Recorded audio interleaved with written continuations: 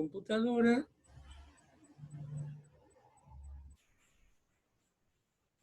Y compartir pantalla.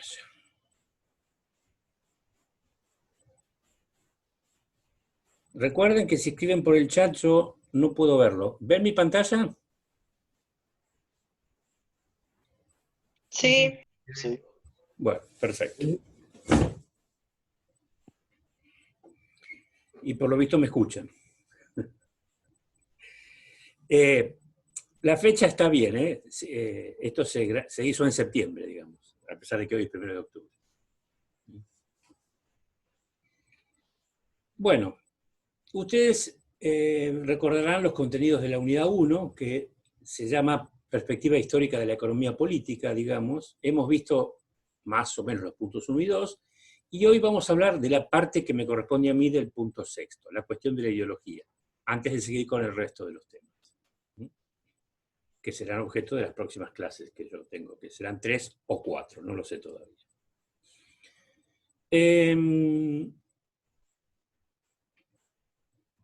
Así que vamos a ver objetivos generales y específicos, planteo de la clase teórica y el desarrollo de la misma.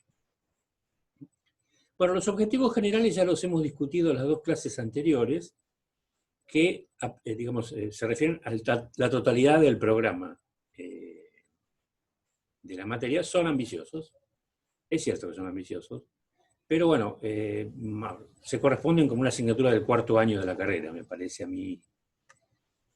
No solo en cuanto a las habilidades que se pretendan que los estudiantes puedan desarrollar acá, sino en cuanto a la perspectiva crítica que se pretende también que puedan adquirir. Crítica,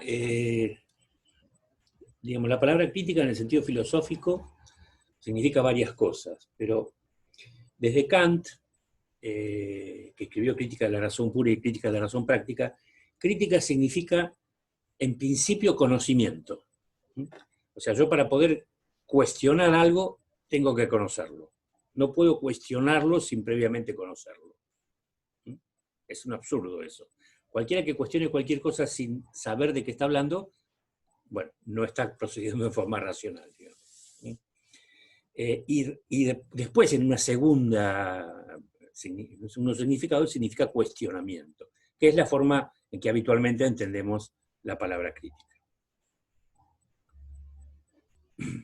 Y sin olvidar que también la economía tiene un contexto de producción en el cual aparece.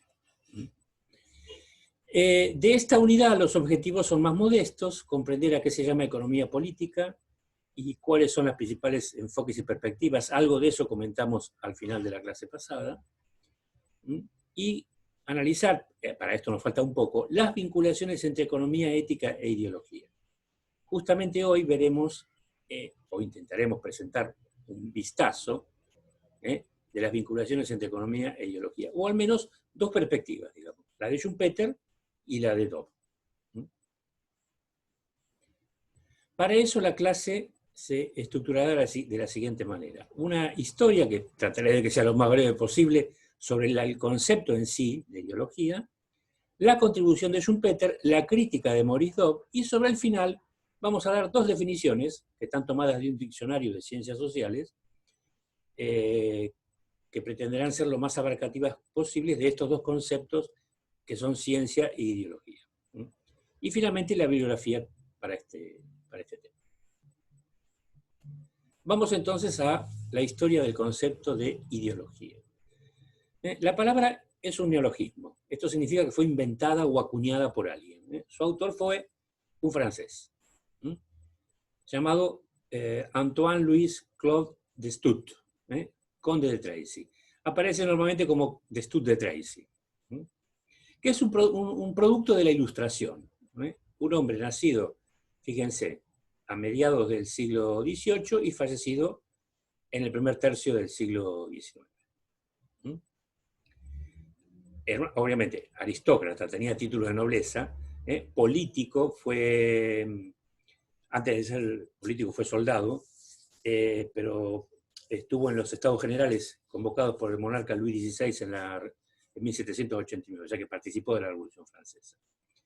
y después se embanderó con el bando girondino, los moderados, y por eso estuvo en la cárcel durante la preeminencia de los jacobinos casi un año. Y finalmente hizo buenas migas con Napoleón sobre el fin del siglo XVIII, y Napoleón le ofreció comandar la expedición a Egipto. Pero él tenía otras preocupaciones ya de naturaleza filosófica, y entonces, bueno, renunció a la carrera militar, digamos. Y ahí ya lo tenemos entonces convertido como en un protofilósofo. Entonces, él acuñó la palabra ideología. Hay dos fuentes, unas dicen que fue en 1801 cuando escribió su manual, pero otras que tal vez parezcan más, digamos, más precisas, sitúan el origen de la palabra en 1796, cuando escribe un artículo, lo que llamaríamos un paper, porque él le habían ofrecido, después de que renunció a la campaña militar, hacerse cargo de una academia. Y entonces la concibe a la palabra como ciencia de las ideas. ¿Sí? Ahí tenemos un rostro del Marqués de Trais, del Conde de Trais, perdón. Bueno, se orienta hacia el pensamiento de Condorcet. Condorcet es también un hombre de letras, es el que inventa o desarrolla la noción moderna de progreso. Es también del bando girondino, y bueno, en el caso de Condorcet le va a ocasionar la muerte, esa pertenencia política. Obviamente Destutt sobrevive muchos años, inclusive a la Restauración, pero se va a alejar de Napoleón. Napoleón, que originalmente le da un amplio cobijo al grupo de los que se van a llamar ideólogos, que se nuclean en torno a Destutt, después va a terminar acusándolos de ser opositores, digamos, como todo dictador. Así que va a haber un distanciamiento entre ellos. Acá está. Entre 1801 y 1815, en 4 volúmenes, publica lo que se va a llamar Elementos de Ideología, postulando la fundación de un original campo de estudios destinado a formar la base de todas las ciencias, la ciencia de las ideas. Era una pretensión muy ambiciosa, por supuesto. Aquí tenemos un busto que hizo un escultor francés al año siguiente de la muerte de Destutt, en 1837. Fíjense, un rostro sereno, digamos, ¿no? No sabemos si es la vera efigie de Destutt, pero bueno, es lo que el escultor pretende que la posteridad conozca. No había fotografías en ese... Digamos, la fotografía recién aparece en la década de 1840. Y para sacar una buena foto había que estar posando un par de horas, por lo menos. Los llamamos daguerrotipos, porque su inventor fue un señor Daguerre. El proyecto, entonces, de esta ciencia de las ideas, fíjense, era el de tratar las ideas como fenómenos naturales, que expresaban la relación entre el hombre, organismo vivo y sensible, y su medio natural de vida. Para Destutt, entonces, lo que el estudio de la ideología posibilitaba era el conocimiento de la verdadera naturaleza humana, al preguntarse de dónde provenían nuestras ideas y cómo se desarrollaban. Buena pregunta, muy buena pregunta. ¿De dónde provienen nuestras ideas y cómo se desarrollaban? Hay sesudas teorías científicas y filosóficas sobre eso, que obviamente no discutiremos, ¿no? No estoy capacitado para hacerlo. Ahora, la cuestión de que las ideas fuesen fenómenos naturales es, desde mi humilde punto de vista de profesor provinciano, harto cuestionable. Ahora, Destutt merece ser considerado como un antecesor del concepto de superestructura que va a desarrollar Marx, porque él piensa que la conducta humana es formada por ciertos elementos ideológicos. Y como ustedes saben, o bueno, aprenderán en este curso, la ideología es uno de los elementos de la superestructura junto con la religión, la cultura, el derecho, etc. Ahora bien, en el periodo napoleónico, el término ideología e ideólogo adquiere una connotación eminentemente peyorativa que todavía subsiste en la lengua común. No me vengas con ideología o estás ideologizando, como diciendo estamos hablando sin pensar demasiado. A punto que la enseñanza de esta ciencia fue prohibida por Napoleón en 1812. Es interesante señalar que cuando se funda la Universidad de Buenos Aires, en 1822, si recuerdo bien, o 25, Bernardino Rivadavia hace traducir el libro de Destut, uno de ellos, el volumen que habla de economía política, porque también se dedicó a la economía política, para enseñar una materia que se va a llamar ideología y economía o algo por el estilo. Que va a durar pocos años, ¿no? Pero bueno, es notable que Rivadavia, digamos, admirador de todo lo europeo, tal vez en exceso, recoge de alguna manera la fama que en ese momento tenía Destut en la década de los 20 en la Francia de la Restauración.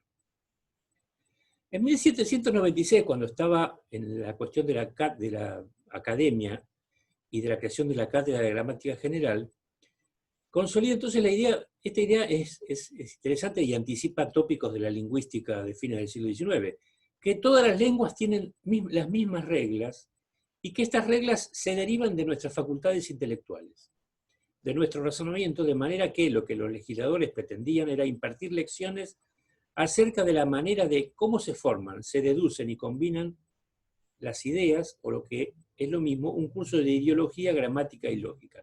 Fíjense que en la mente de Destut, los tres elementos, gramática y lógica, ya existían obviamente, la lógica desde Aristóteles por lo menos, la gramática más moderna, desde el Renacimiento, pero la ideología era algo absolutamente nuevo. Y en la mente de Destut, la gramática y la lógica estarían comprendidas dentro de la ideología. Por eso, como Destut se da una tarea ímproba, digamos. ¿Cómo puedo hacer para enseñar esto que estoy intentando inventar? Bueno, tengo que crear el libro yo, porque los demás libros no la comprenden, no está en ninguna parte. Entonces, empieza a trabajar en los elementos de ideología. Obra en 5 partes, que solo pudo ser publicada, digamos, no vamos a decir completada, pero sí publicada después de la caída de Napoleón. En la primera parte, en 1801, la ciencia de la ideología. En la segunda parte de la gramática, 1803. En la tercera parte de la lógica, 1805. Y en la cuarta y quinta partes, que van a aparecer publicados en 1815, la voluntad, acá está, la economía y la moral. Este es el libro que hace traducir entonces Bernardino Rivadavia. Entonces, su escuela filosófica no es meramente especulativa, se está defendiendo de los ataques que le había hecho Napoleón, sino que tiene una clara vocación cívica. A través del estudio de la ideología se alcanzan valores y conocimientos que ayudan al progreso social, político y económico. Ahí está notándose la herencia de Condorcet, digamos. Condorcet tenía la hipótesis de lo que después el liberalismo del siglo XIX va a llamar el progreso indefinido. Obviamente por el desarrollo científico, lo cual iba a contribuir a mejorar la condición de las personas. Entonces, para Destut, los ideólogos, es decir, sus seguidores, no fueron solo especuladores intelectuales, sino activos miembros de una sociedad, no la de la revolución, sino la post-revolucionaria, que estaban convencidos de poder ocupar posiciones de poder para liderar el progreso social y económico de la nación. Y que esto debe ser justamente la causa por la cual Napoleón los acusaba de opositores, porque me imagino yo que se ofrecerían como reemplazo de Napoleón. Cosa que obviamente la aristocracia francesa no estaba dispuesta a aceptar de ningún modo. Este convencimiento de los ideólogos va a propiciar después el traspaso del concepto de ideología del ámbito meramente filosófico al ámbito político. La influencia, entonces, sobre Destut es numerosa. Bueno, aquí falta Condorcet, obviamente, pero está los británicos Thomas Hobbes y John Locke, los contractualistas, Condillac, un economista francés, enemigo de la fisiocracia, el barón de Montesquieu, teórico de la República y de la división de poderes, y Cabanis es un médico, algo anterior a de Stud, que también trabaja en cuestiones filosóficas. Fíjense, defendía la división de poderes, obviamente, como buen discípulo del barón de Montesquieu. La libertad política, ya que no podía florecer la misma sin libertad individual y sin libertad de prensa. Inspiró el positivismo de Auguste Comte y tuvo como discípulos a Stendhal, un literato muy, muy famoso en aquel momento, y un reformador social, Saint-Beuve. O sea que con su muerte no terminó su influencia, digamos. Los primeros filósofos que estudiaron la ideología, entonces, Condillac, Cabanis y Tracy, situaron la necesidad en el yo interior, interpretando de diversas formas.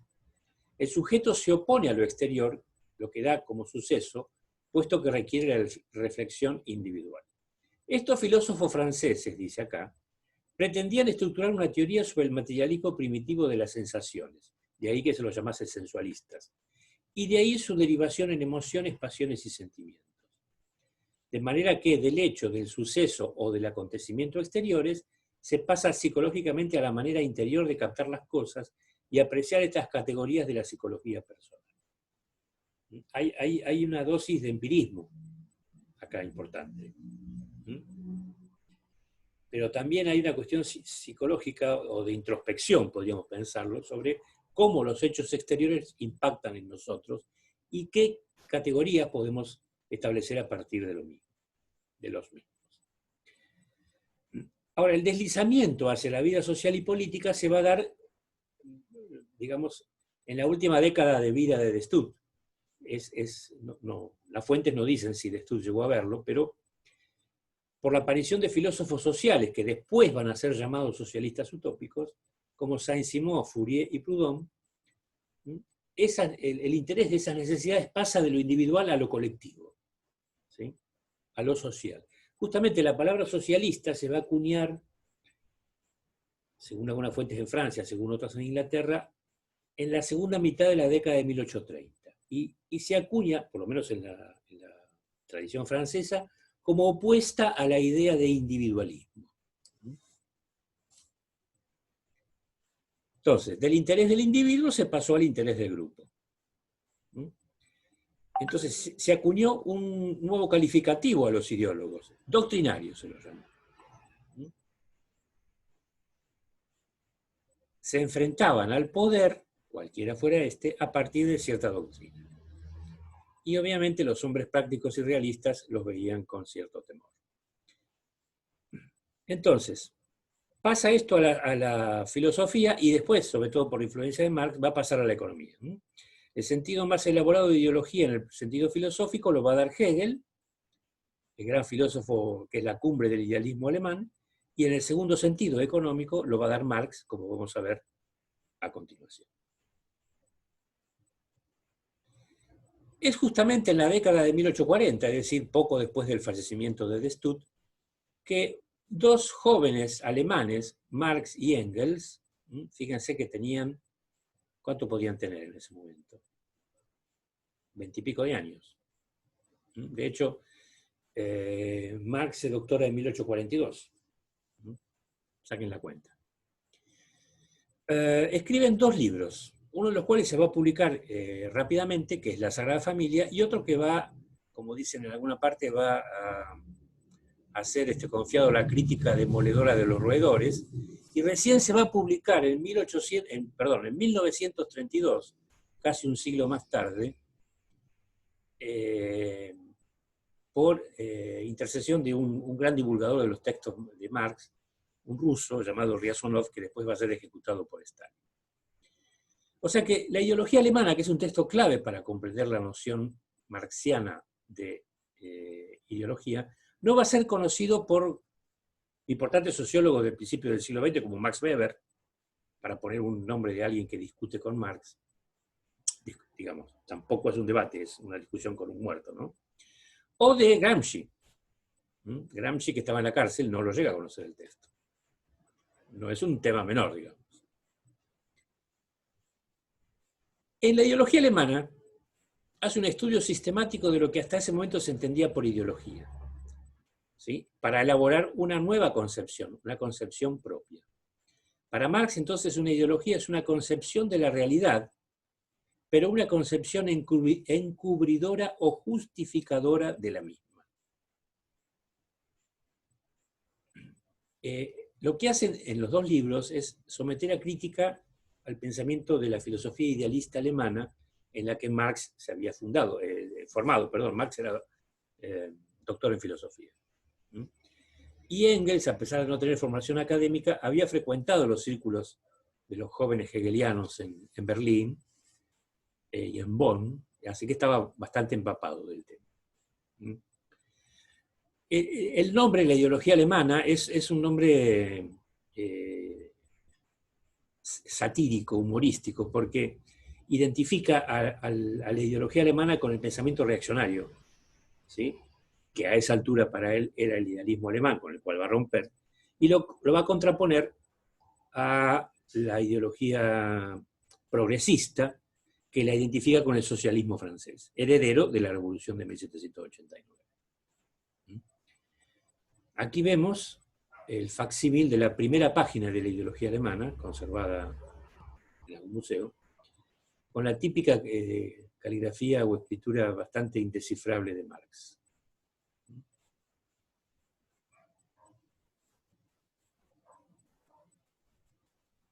Entonces, a partir de Marx se consideró a la ideología como una decisión de la conciencia, una separación, que produce la alienación, bien sea esta considerada como dialéctica del pensamiento, en el sentido hegeliano, o como dialéctica material. Alienación significa enajenación. Entonces,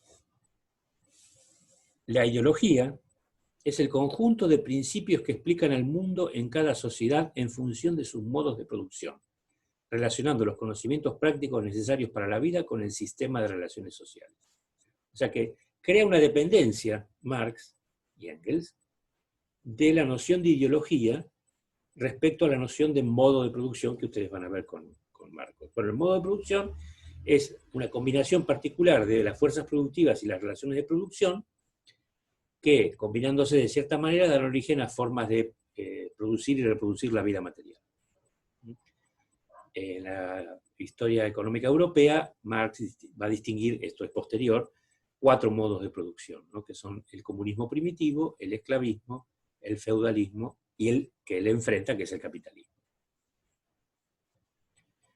La relación con la realidad es tan importante mantener esas relaciones sociales, y en los sistemas sociales en los que se da alguna clase de explotación, evitar que los oprimidos perciban su estado. Esto está mal redactado. Pido disculpas. La situación sería así. En el concepto de Marx, la ideología es encubridora o justificadora, ¿no?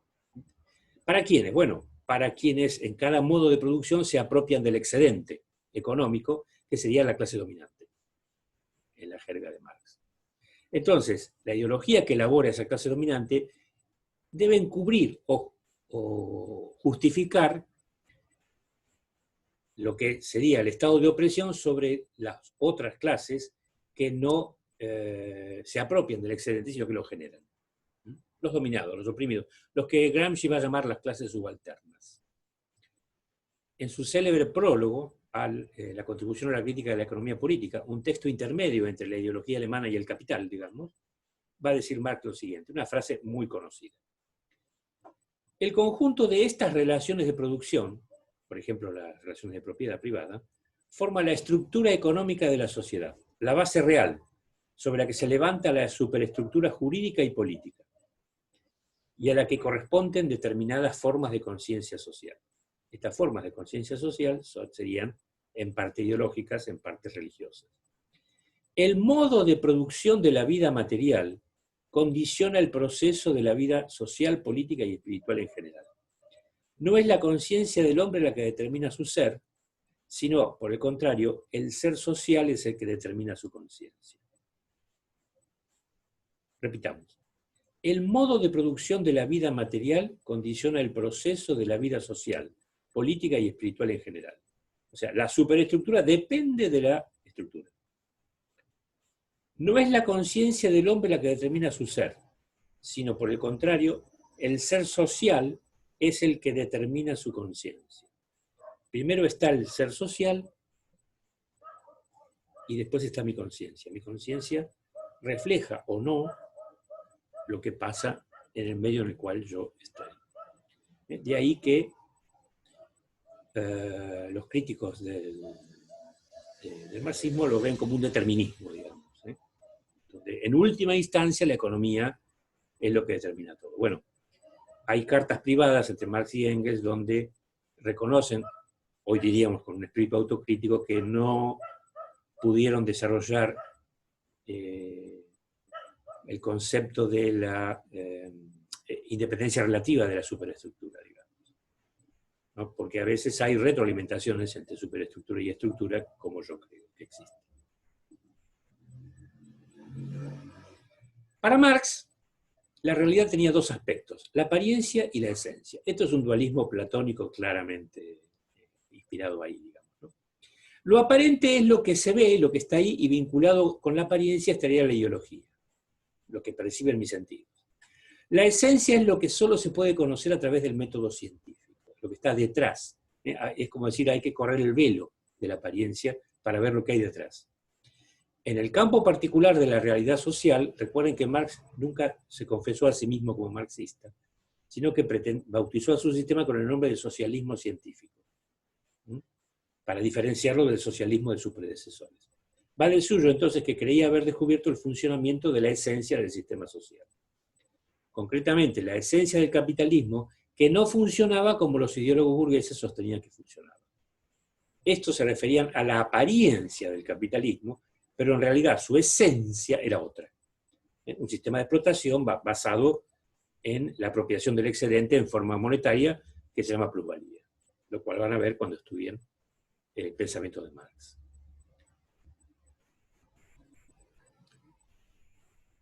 Obviamente el socialismo post-marxista va a absorber, aún sin conocer el texto, esta noción, porque aparece desperdigada en otros textos de Marx, no tan claramente como en la ideología alemana.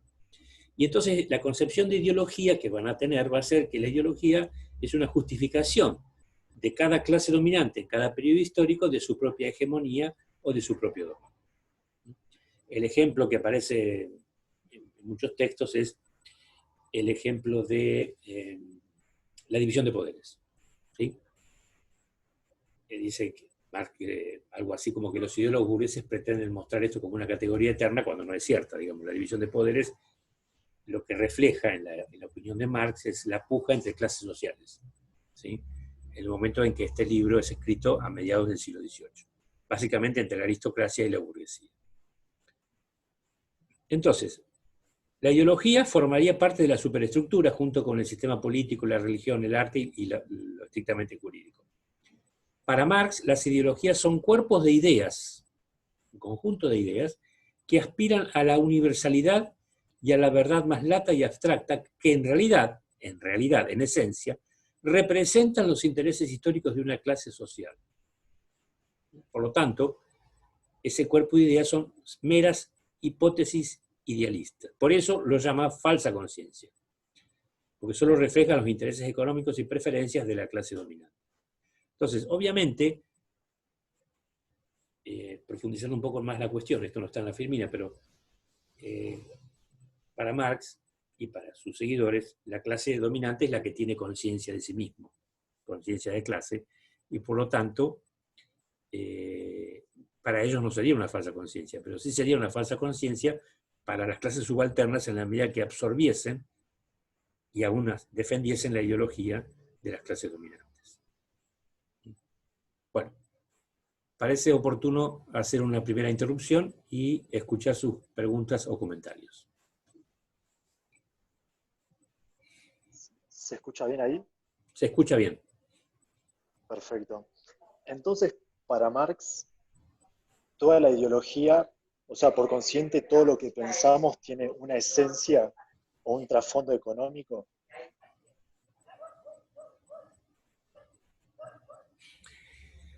Si vos te apegás a lo que dice en la cita de 1859, ¿sí? La respuesta sería sí. Pero no es que vos pienses eso. En realidad es un poquito más sutil la cuestión. Digamos, la ideología está elaborada no conscientemente, digamos. ¿Sí? No es que un tipo se pone a escribir y redacta, bueno, esta es la ideología del capitalismo, digamos, porque en cada modo de producción absorbe cosas de los modos de producción anteriores. Así que la ideología es un poco más complicada que eso, ¿sí? Como han estudiado algunos inclusive algunos pensadores marxistas, como Marcuse o los frankfurtianos y otros. Es un sistema de creencias, ¿sí? Lo que Marx dice es que ese sistema de creencias que elabora la clase dominante está hecha para justificar que la clase dominante siga siendo clase dominante. Ahora, ¿qué es lo que define a la clase dominante como tal? El hecho de que, en la visión de Marx, se apropia del excedente económico, ya sea por la fuerza o ya sea por un conjunto de mecanismos legales que existen, digamos. ¿Sí? No sé si aclaré o compliqué la pregunta. No, no, perfecto. Pero entonces, o sea, como que podemos decir que todos los generadores de ideas pertenecen a la clase dominante. Si Marx Bueno, también fue un generador de ideas, claro, no, no Gramsci, se estaría contradiciendo, claro, bueno, digamos. no, Gramsci va a llevar después digamos, Gramsci va a trabajar otro concepto, el concepto de hegemonía, que es propio de él, ¿no? Que es como una extensión del concepto de Marx. No sé si ya lo vieron con Marcos esto, el concepto de Sí, hegemonía. lo de hegemonía, sí. Bueno, a ver, entonces díganme ustedes qué es la hegemonía gramsciana.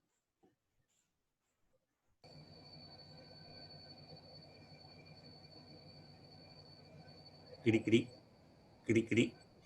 Digamos, es la posibilidad que tiene la clase dominante de arrastrar tras de sí a las clases subalternas, convenciéndolas de que esa es la verdad, digamos. Por eso Marx hablaba de las ideas que tienen pretensión universal. ¿Sí? Esta es la verdad, y punto. Ahora, la historia enseña que siempre ha habido revueltas, rebeliones, o lo que vos quieras, o como quieras llamarlos, contra ese poder. Porque más allá de lo que la ideología muestra, digamos, las clases subalternas notan que algo sucede. Así que, normalmente, si uno analiza la historia, los que han producido las ideologías contrahegemónicas siempre han sido, obviamente un analfabeto no puede producir una ideología, tiene que ser una persona culta, siempre han sido lo que Schumpeter llama intelectuales radicales de las clases altas, o que son desclasados por alguna cuestión de pérdida de fortuna o lo que sea, o porque, bueno, simpatizan con las esperanzas de las clases subalternas. Es el caso de Marx. Digamos, Marx, por su formación filosófica, no estaba destinado a convertirse en quien fue, digamos. Pero bueno, una serie de circunstancias vitales lo llevaron a romper con el idealismo y a absorber o abrazar la causa del socialismo, digamos. Esto también lo reconoce Schumpeter, aunque lo reconoce mal, digamos, pero sobre eso hablaremos después. Porque si no, digamos, todavía estaríamos en el esclavismo. Vos fíjate que el cristianismo, ¿no?, cuando se torna hegemónico en el Imperio Romano, suaviza la condición de esclavo, pero no desaparece. Y después, cuando con la modernidad empieza la colonización de América, son los propios cristianos los que esclavizan a los indios primero y a los negros africanos después. Sin hablar con que los árabes ya lo habían hecho previamente, o sea.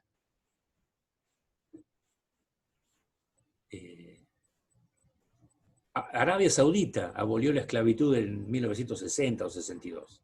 para ponerte un dato, digamos. Entonces, ha habido cambios, ¿sí? O sea, hoy la esclavitud parece una cosa, una aberración. Sin embargo, durante milenios, la esclavitud era una institución absoluta y normalmente aceptada. Profe, eh, el amo, ¿no? El amo de los esclavos, cuando imperaba la esclavitud, eh, en condiciones infrahumanas, pero se hacía cargo de la comida, el techo y demás necesidades que tenían los esclavos, ¿no? Por lo menos para que permanezcan vivos y le puedan servir como, y pueda utilizar su trabajo. Sin embargo, hoy, más allá de que no existe la esclavitud, eh, hoy un patrón te paga un salario de miseria y el techo y la comida, fíjate cómo la conseguís vos, digamos. En cierta forma existe la esclavitud y de una forma incluso más cómoda. Ese es un debate que yo siempre tengo con mis alumnos marxistas de la Universidad, de la Facultad de Humanidades. Porque ellos no toman en cuenta que Marx reconoce que cada modo de producción es progresista respecto del anterior. Por lo tanto, la condición de siervo es preferible a la condición de esclavo y la condición de asalariado es preferible a la condición de siervo. Si no, estaría en una contradicción flagrante. Y de hecho, esto que usted me dice, bueno, yo ya escuché la grabación que se hizo sobre lo que van a hablar de Ricardo. Las condiciones laborales en la época de Ricardo, a inicios del siglo XIX, son tal cual usted las describe. Y aún más patéticas, digamos, ¿no? Hoy eso que usted dice existe, yo no se lo voy a negar, por supuesto. Pero ¿sabe qué? Sabemos que está mal. En la época de Ricardo no. Hay una anécdota famosa de Engels, cuando está recorriendo Manchester, juntando información para escribir su famoso libro, La situación de la clase obrera en Inglaterra en 1845, que es un clásico del socialismo, ¿no? Y del cual Marx aprendió economía y la concepción del ciclo económico. Bueno, Engels era hijo de un capitalista, o sea que estaba en Manchester administrando la fábrica paterna, esas contradicciones de la vida. Entonces habla con un caballero y le expone la terrible situación de la clase obrera británica en Manchester, que era terrible, vos no querés imaginártela. Jornadas de 14, 15 horas de trabajo, sueldo de subsistencia, condiciones de hacinamiento, alta mortalidad infantil, expectativa de vida no superior a los 40 años, bueno, todo eso que vos quieras imaginar. Y este otro caballero, cuenta Engels, miraba su reloj. O sea, evidentemente la charla de Engels era un capitalista, ¿no? Lo aburría soberanamente. Entonces, cuando Engels termina su discurso y le dice, ¿no le parece? El tipo no solo no le da la razón, sino que guarda en el chaleco, me imagino yo, guarda su reloj, y le dice, sin embargo, acá se hacen muchas fortunas, le dice. Buenos días, y se va al diablo. O sea, para el tipo no había ningún problema en que las cosas se dieran de esa manera, porque obviamente a él le había tocado estar del otro lado. ¿Me explico? Sí, sí. Sí. Ahora, ¿está bien que las condiciones sean como usted dice? Obviamente que no. Por lo tanto, hay que presionar al Estado para que las cambie. Usted me dirá cómo, bueno, no sé. Yo soy profesor de economía, no soy político. ¿Sí? Y ya debería estar retirado, tengo 65 años, pero voy a seguir dando clase. Hay que cambiarla, sí, claramente hay que cambiarla. Y no solo eso, hay que cambiar tantas cosas.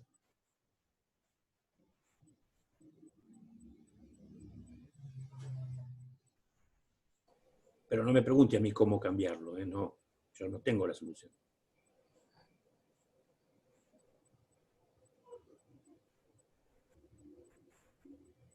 Pero digamos, yo, usted discúlpeme, pero volviendo a su pregunta original, yo no voy a llamar esclavitud a ese trabajo asalariado.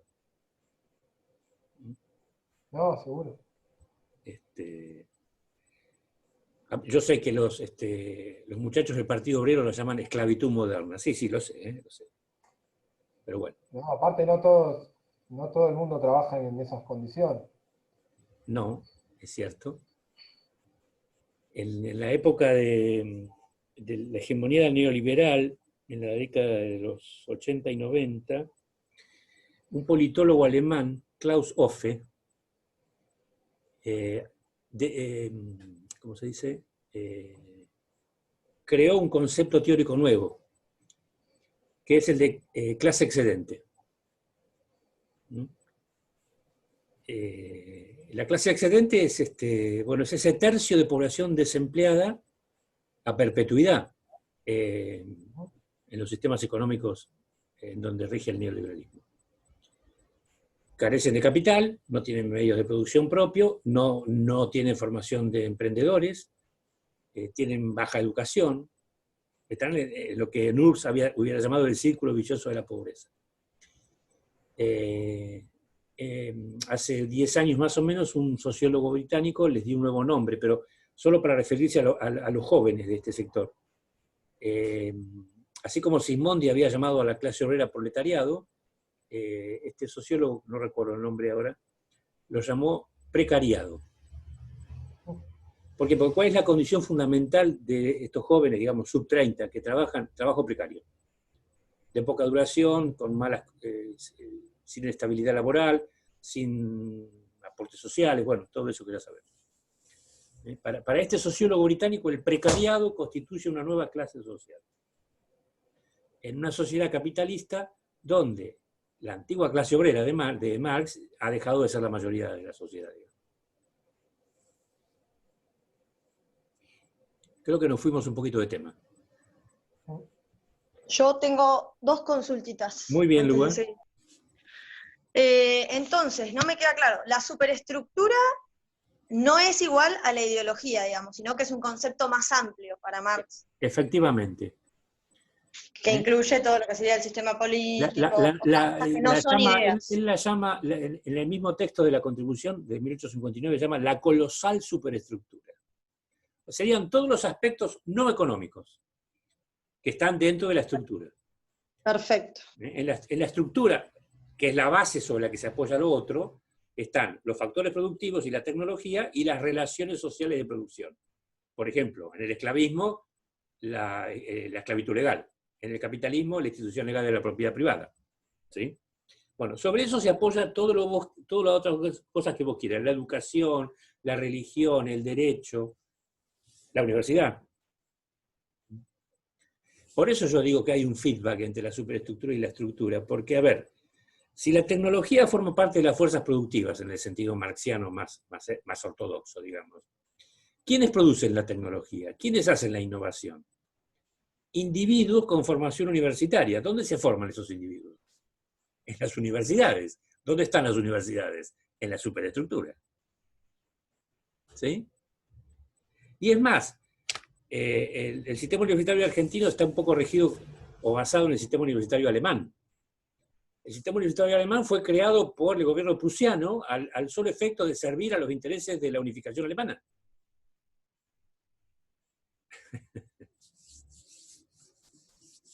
En términos gramscianos sería para producir intelectuales orgánicos de la unificación alemana. Y de hecho lo lograron con la escuela histórica, la segunda escuela histórica. Bueno, entonces la ideología es uno de los elementos de la superestructura. Tal vez uno de los más importantes. ¿Sí? Bueno, ¿y la otra duda? Y lo otro es que si él utiliza este concepto de ideología para hablar de como una forma de encubrir o justificar a las clases dominantes su accionar, digamos, para aprovecharse de los obreros o la clase asalariada, entonces que el asalariado no tendría una ideología en esta concepción, digamos. Bueno, ese es el debate del texto de Lenin de 1902, ¿qué hacer? ¿sí? Que es el texto fundante del bolchevismo, digamos. Según Lenin, en ese texto, inspirado en cosas de los socialistas alemanes del fin del siglo XIX, la clase obrera per se no puede, es decir, espontáneamente, endógenamente, digamos nosotros como economistas, no puede concebir objetivos socialistas de tipo político, ¿sí?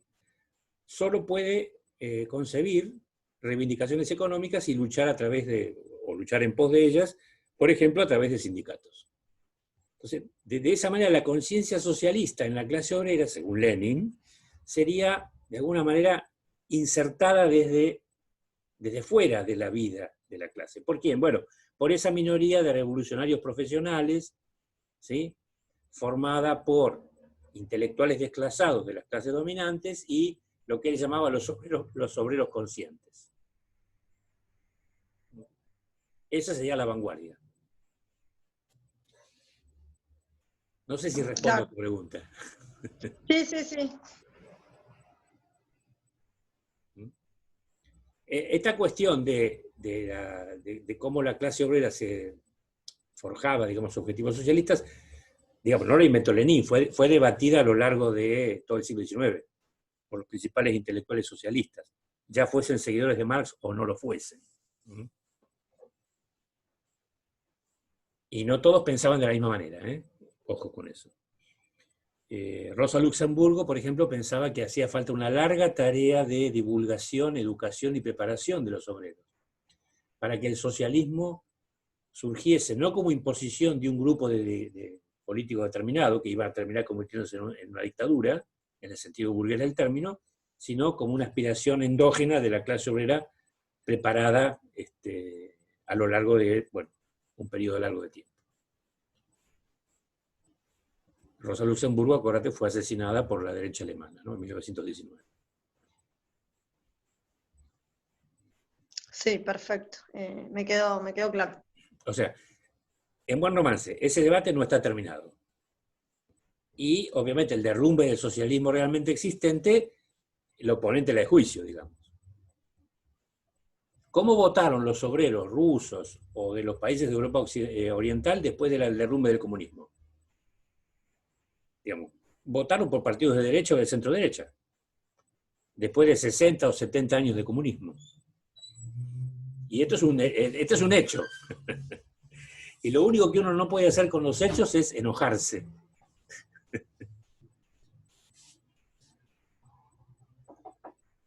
¿Sí?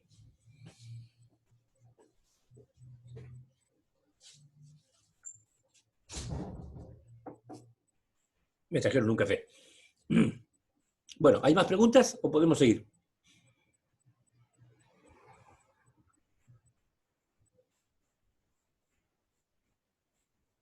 ¿Hola? ¿Siguen ahí? Sí, seguimos. Ah, bueno. ¿Sigo entonces? Por favor. Bueno.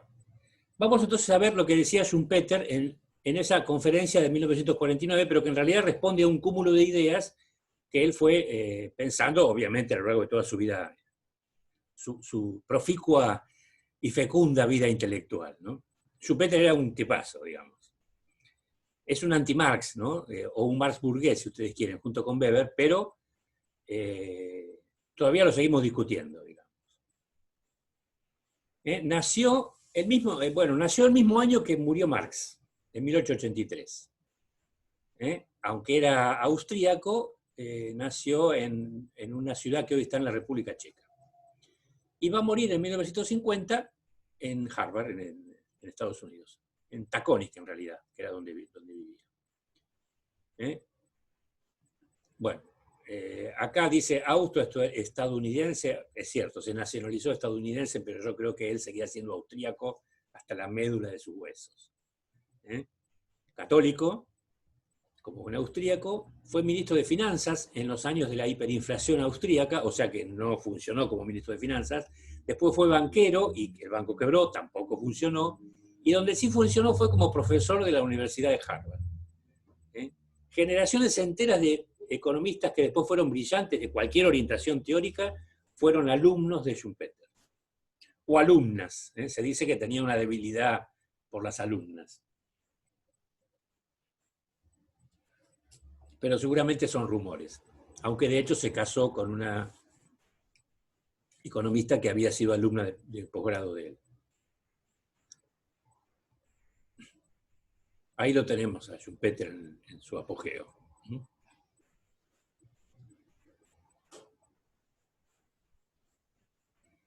Destacó por sus investigaciones, fíjense, sobre el ciclo económico, por sus teorías sobre la importancia vital del empresario. No hay en todo el siglo XX un economista que haga la apología del empresario como lo hace Schumpeter, al menos no con la calidad literaria, digamos. Sobre todo del empresario innovador, porque de él depende, según Schumpeter, el desarrollo del capitalismo. Sin querer, inaugura la teoría moderna del desarrollo económico.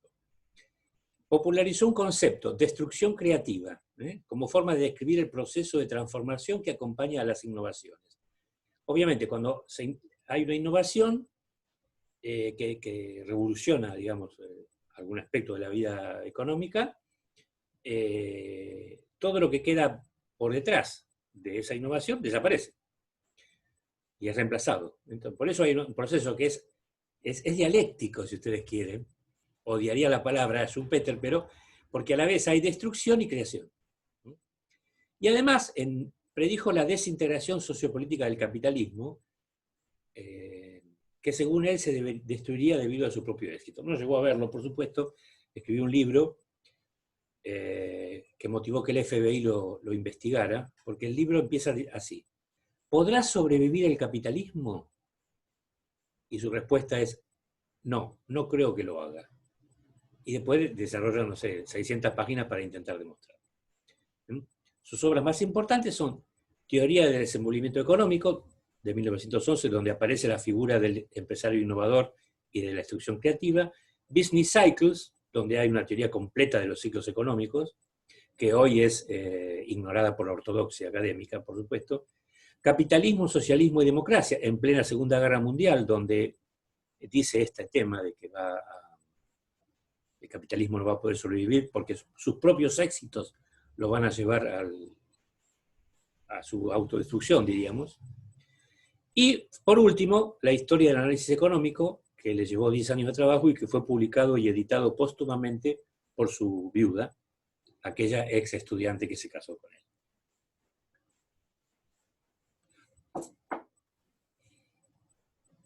Ciencia e ideología, que es el ensayo que ustedes tienen que leer, es la comunicación presidencial en la 61 reunión anual de la American Economic Association.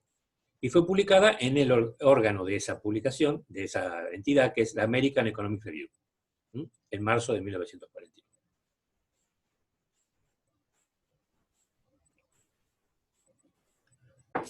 ¿Cuál es el leitmotiv de este artículo?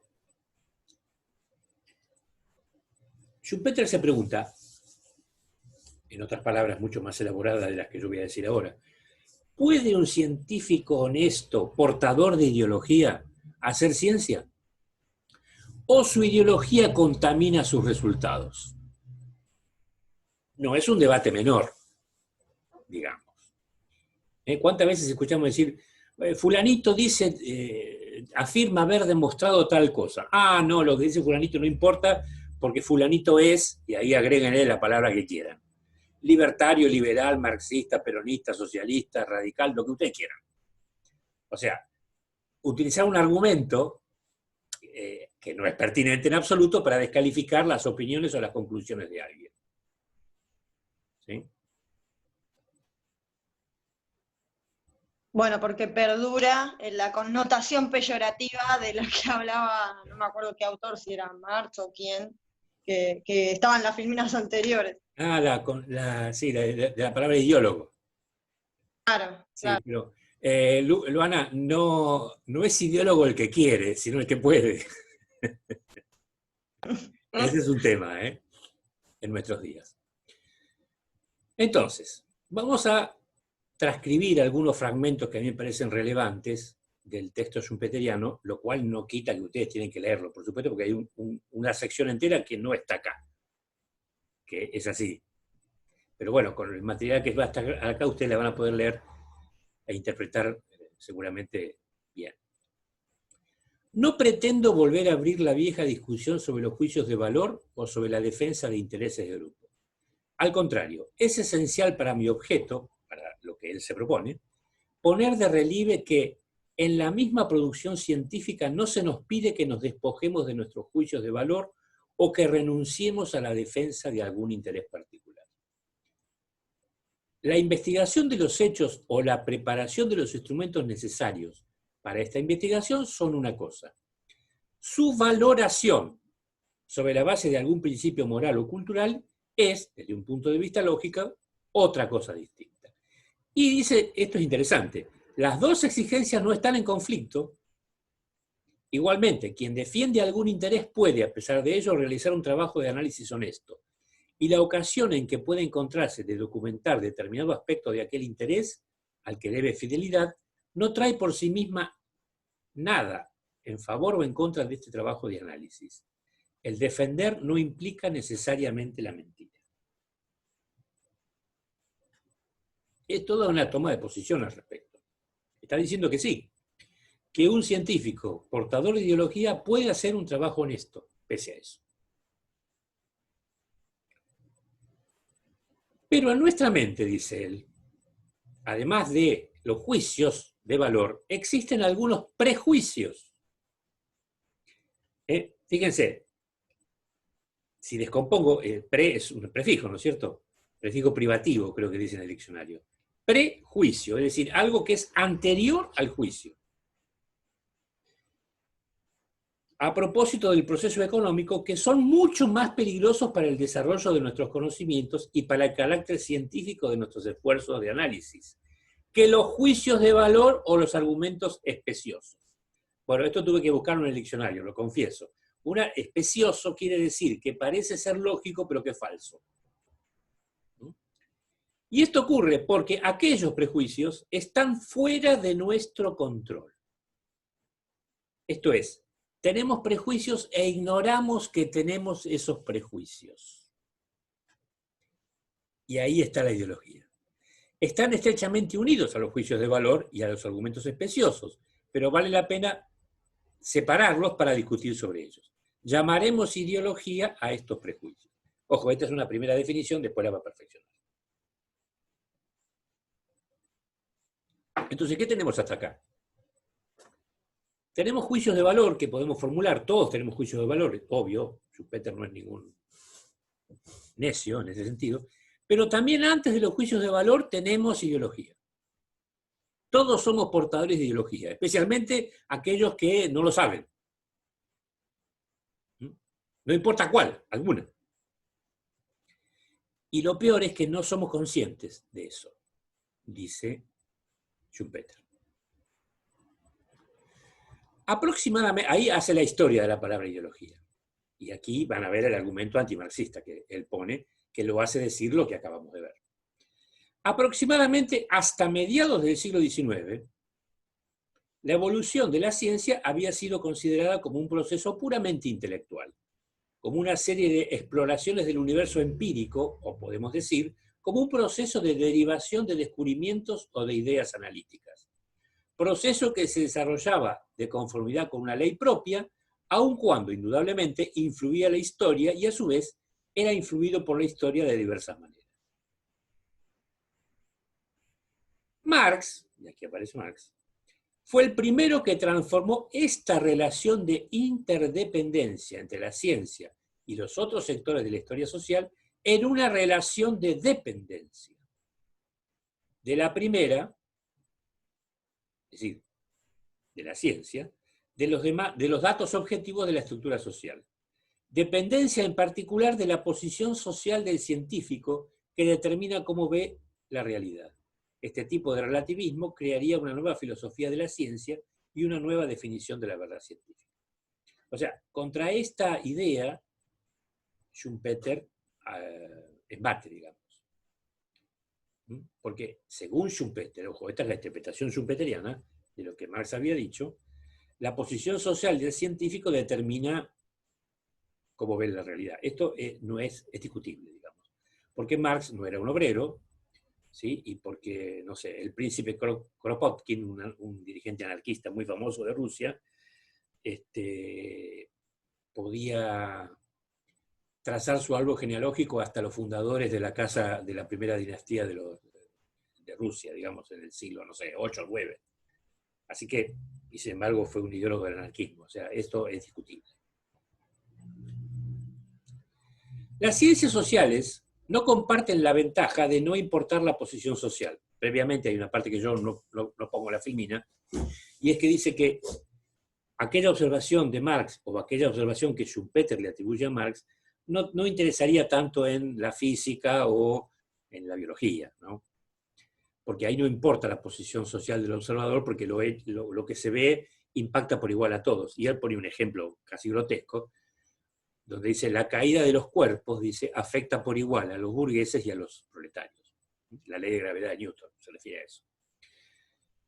En cambio, las ciencias sociales no tienen esa ventaja, dentro de las cuales está la economía. Es posible, o cuando menos parece posible, impugnar los resultados de estas disciplinas, es decir, de las ciencias sociales, no solamente por todos los motivos que son comunes a todas las demás ciencias, sino también por el motivo ulterior de que aquellos no reflejan sino los vínculos de clase del escritor, y que sin referencia a tales vínculos no hay lugar para las categorías de verdadero y de falso, y por consecuencia no hay lugar para la idea de progreso científico. Esta idea del progreso científico es muy cara a Schumpeter. Schumpeter divide a la economía en 3 campos. Dice que hay pensamiento económico, sistema de economía política y análisis económico. Y que solo en este último campo, el del análisis económico, es posible hablar de progreso científico. Obviamente, el progreso científico tiene que ver con la validación de estas categorías, que para Schumpeter son verídicas, digamos. Es posible afirmar, según Schumpeter, que tal idea es verdadera o que, bueno, deja de serlo en cierto contexto, digamos. De ahora en adelante, entonces, usaremos el término ideología o prejuicio ideológico solo para indicar este real o supuesto estado de cosas. Y el problema que nos proponemos es el de afirmar en qué medida los prejuicios ideológicos son o han sido factores de desarrollo de lo que posiblemente podría ser inexacto llamar economía científica. Son pocos los escritores que niegan la existencia en la ciencia económica de cierto grupo de hechos observados correctamente y de proposiciones verdaderas. Pero es igualmente exigua la minoría de los que niegan en absoluto la influencia de los prejuicios ideológicos. O sea, acá tenemos 2 posiciones encontradas. La mayor parte de los economistas se mantienen entre esos extremos y están bastante dispuestos a admitir su presencia, la de los prejuicios ideológicos, aunque como Marx, esta es una cosa que Schumpeter dice varias veces, la encuentran solamente en los otros y nunca en sí mismos. La idea schumpeteriana es que Schumpeter acepta la idea de Marx de la ideología como falsa conciencia, pero dice que si eso es verdad, debería aplicarse a la propia ideología de Marx, cosa que Marx omite hacer. Pero no aceptan que aquella influencia sea una desgracia inevitable que mina a fondo la economía. Precisamente de esa posición intermedia nace nuestro problema, puesto que las ideologías no son simplemente mentiras. Aquí da un salto lógico. Son declaraciones verídicas acerca de lo que un hombre cree ver. Y pone el ejemplo del caballero medieval, que es un ejemplo muy schumpeteriano, porque Schumpeter admiraba el medioevo, digamos, o al menos admiraba la figura del caballero, que se veía a sí mismo como un defensor de los desvalidos. Digamos. No sé si vieron la película Cruzada, donde donde cuando le ordenan caballero al protagonista, le hacen hacer un juramento, ¿no? Y son 4 condiciones, yo no me acuerdo las 4, pero una de ellas dice, di siempre la verdad aunque te cueste la vida, y la otra dice, protege siempre a los débiles. ¿Sí? Fíjese qué imperativos categóricos kantianos terribles, digamos, ¿no? Di siempre la verdad aunque te cueste la vida. Pocos políticos de hoy resistirían esta cuestión, digamos. No son caballeros, en realidad, según la película Cruzada. Entonces, todo grupo social desarrolla una ideología protectora, dice Schumpeter, que es completamente sincera, en el sentido anterior. No tenemos conocimiento de nuestras racionalizaciones, ¿cómo es posible reconocerlas o precaverse contra ellas? Para Schumpeter, esta ideología protectora es una extensión del concepto más amplio de racionalización que todos los individuos tenemos para justificar nuestras acciones. Entonces, yendo ya de lleno al tema que es objeto entonces de esta contribución. ¿Cómo se inicia el procedimiento científico? Dice Schumpeter. El procedimiento científico se origina en la percepción de una serie de fenómenos externos a mí, correlativos, que se desea analizar, y termina temporalmente, dice con toda prudencia, con un modelo científico, en el que estos fenómenos están sistematizados, mientras que las relaciones que hay entre esos fenómenos están formulados de manera explícita, o como aceptaciones o como proposiciones. Disculpen. Entonces, desde la percepción hasta la elaboración de un modelo, debe haber una instancia intermedia. Entonces, si esto es así, si aceptamos esto, vamos a hacer dos observaciones, dice Schumpeter. Primero, la percepción, el primer momento, de un grupo de fenómenos es un acto precientífico. Otra vez el prefijo privativo pre. No tiene contenido científico. Y debe ser realizado con objeto de proporcionar las presuposiciones de un trabajo, por supuesto, ¿no? De indicar un objeto de investigación. No es trabajo científico por sí mismo, pero si bien precientífico, no es preanalítico.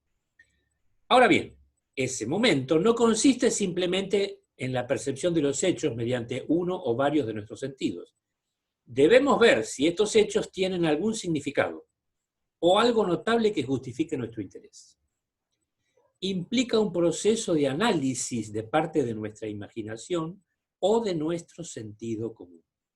Llamaremos intuición o visión del investigador a esta combinación de percepciones y de análisis precientíficos. O sea, algo nos llama la atención. Por algún motivo nos hacemos preguntas, si somos científicos, ¿y qué empezamos a hacer? Bueno, a elaborar hipótesis alternativas. En la práctica, dice él, sin embargo, partiremos siempre de alguna idea ya enunciada, de suerte que el acto de intuición precientífica no será enteramente nuestro. Se empieza por el trabajo de nuestros predecesores o contemporáneos, o hasta por las ideas que vagan alrededor de nosotros en la mente de los hombres. ¿Sí? O sea, lo que se llama en la ciencia el estado de la cuestión. ¿Sí?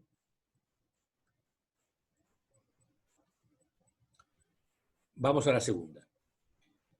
El segundo momento, o la segunda observación, se corresponde con lo que Schumpeter llama el análisis científico. Si he identificado el análisis científico que se pone en acción sobre el material ofrecido por la intuición como elaboración de un modelo, debo añadir inmediatamente que entiendo dar a la palabra modelo un sentido muy amplio. El modelo económico explícito de nuestros días, ojo, mediados del siglo XX, y los modelos análogos de otras ciencias son naturalmente el producto de las últimas fases del esfuerzo científico.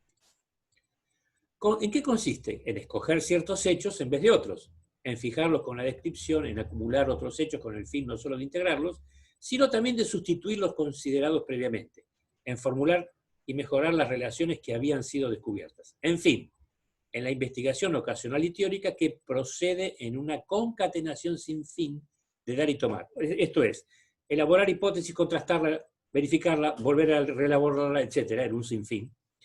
Mientras los hechos sugieren nuevos instrumentos de análisis. Y esto, por el contrario, induce a la observación de nuevos hechos. Ahora que hemos hecho el milagro de conocer lo que no podemos conocer, o sea, la existencia de prejuicios ideológicos, en nosotros y en los demás, podemos conducirla a una fuente simple. Esta fuente está en la intuición inicial del fenómeno que nos proponemos someter a la investigación científica. En efecto, la investigación científica está sometida a un control objetivo, en el sentido de que siempre es posible establecer si una afirmación dada es comprobable, impugnable o no.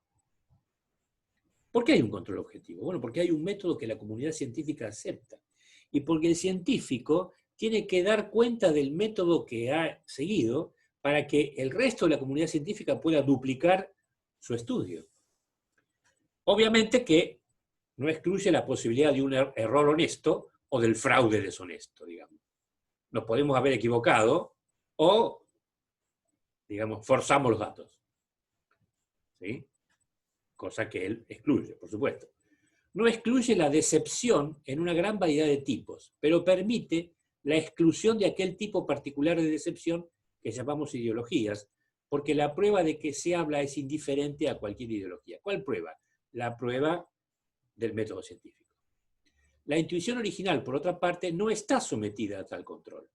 Los elementos de ella que superarán la prueba del análisis, fíjense, que superarán la prueba del análisis, no se diferencian de los que no la superarán. O, como también podemos decir, puesto que aceptamos que las ideologías pueden contener un grado de verdad, esta aceptación corre por cuenta de Schumpeter, la intuición original es intuición por naturaleza y puede contener cualquier dosis de decepción si se atribuye a la posición social del hombre, al modo en que él desea verse o desea ver a su clase, a su grupo, y a los antagonistas de la propia clase o del propio grupo. Podrá ser útil enunciar de otra manera nuestro problema. Puesto que el origen de la ideología está en la intuición precientífica o extracientífica del proceso económico y de lo que hay en él notable, ya sea con causa o fundamento, ya teleológicamente, esto significa con una finalidad, ¿no? Telos es finalidad en griego. Y puesto que en general esta intuición se somete después al tratamiento científico, queda comprobada o destruida por el análisis y en todo caso debería desaparecer como ideología. Esto es muy fuerte. O sea, la intuición tiene una carga ideológica extraordinaria, pero debería quedar destruida o confirmada por el tratamiento científico que está sujeto, digamos, a las normas de la comunidad, que la comunidad científica acepta como metodológicamente correcta. ¿Hasta qué punto entonces no desaparecerá como debería? ¿Hasta qué punto sobrevivirá a pesar de acumularse pruebas adversas? ¿Y hasta qué punto altera el proceso mismo de análisis de manera que, en conclusión, nuestros conocimientos resultan perjudicados por ella, es decir, por la ideología? Parte de las aguas sociológicas, psicológicas, antropológicas y biológicas que bañan nuestras playas, dice, las playas de la economía, están tan contaminadas por prejuicios ideológicos que el economista alguna vez podría consolarse viendo cómo están las cosas en aquellos otros campos, donde también, según Schumpeter, están contaminadas. Si tuviésemos tiempo, podríamos observar que en todas partes el mismo fenómeno.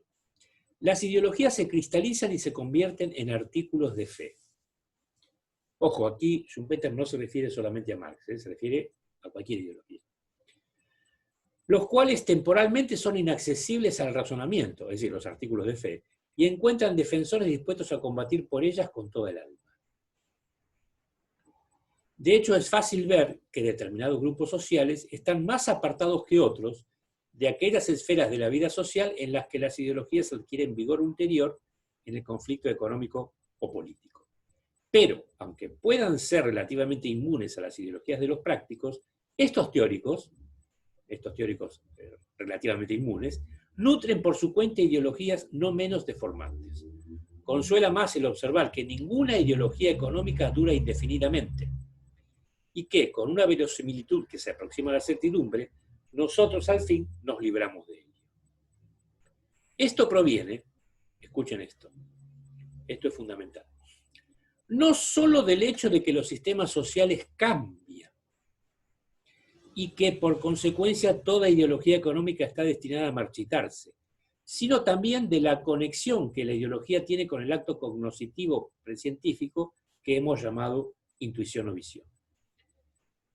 Aquí está el texto anterior de Schumpeter de 1942, donde pensaba que el capitalismo no podía sobrevivir. Él no dice los sistemas sociales preexistentes, él dice los sistemas sociales en general, incluyendo el capitalismo, cambian. Y por lo tanto, al cambiar los sistemas, cambian las ideologías económicas. Aquí hay un tributo a Marx. No sé si se dio cuenta, digamos, Schumpeter, pero hay un tributo a Marx. Si, digamos, el tributo sería, si cambia la estructura, cambia la superestructura. Puesto que este acto, el acto de la intuición, impulsa la investigación y el análisis de los hechos, y puesto que la investigación y el análisis tienden a destruir cualquier cosa que no supere su comprobación, ninguna ideología económica podrá sobrevivir indefinidamente, ni aún en un mundo estacionario socialmente. Aunque el mundo no es así. Con el transcurrir del tiempo y con el perfeccionamiento de estas comprobaciones, su trabajo es más rápido y más eficaz. Pero esto todavía nos deja con el resultado de que alguna ideología estará siempre con nosotros. Y así seguirá siendo. Pero esto no es una desgracia. Repito, pero esto no es una desgracia. Es oportuno recordar otro aspecto de la relación existente entre ideologías y visiones. Este acto cognoscitivo precientífico, que es la fuente de nuestras ideologías, es también la condición necesaria de nuestro trabajo científico. Ningún nuevo estudio en cualquier ciencia es posible sin él. Por medio de él obtenemos nuevo material para nuestros esfuerzos científicos y algo para formular, para defender, para atacar. En este proceso nuestra provisión de hechos y de instrumentos aumenta y se renueva. Y así, aunque se proceda lentamente en este proceso, a causa de nuestras ideologías, no se podría caminar en absoluto sin ellos. Es decir, las compara con muletas. ¿Por qué no se podría caminar? Bueno, porque si hay dos momentos del procedimiento científico, la intuición primero y la elaboración o el análisis después, el primer momento, según Schumpeter, está absolutamente cargado, impregnado de ideología.